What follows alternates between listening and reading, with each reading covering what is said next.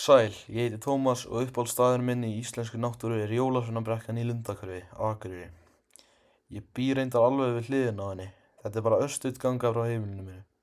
Hún hefur alltaf verið þarna, svona þögull bakgrunnur í hverfinu. Þetta er ekki stórt svæði, bara brekka, engin mörk gönguleið, ekkert sérstakt útivistarsvæði, en það er samt smá skógur í kring og við hliðina er aparóla sem margir kannast við úr æsku. Þetta er einfaldur staður en samt einhvern veginn miðpunktur vetursins í hverfinu.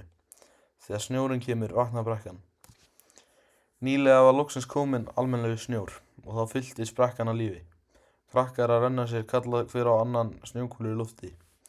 Það stóð stutt. Núna er snjórinn horfinn og brekkan aftur tóm. Svona er þetta oft. Þess vegna verða stundina þegar hún nýtist svona dýrmætar. Ég á reyndar ekki mikið af myndum frá æsku minni þarna, því ég flutti til Akureyrar í 7. bekk, en minningarnar eru samt til staðar. Eitt atvik situr sérstaklega í mér. Þegar við í 10. bekk gerðum myndband úr Gíslasögu. Lokabardaginn var tekinn upp þarna í brekkunni.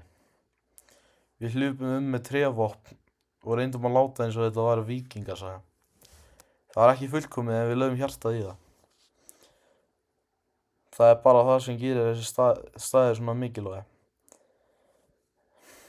Takk fyrir að horfa og ef þú átt leið Lundahverfi, kíktu á Jólasveinabrekkuna.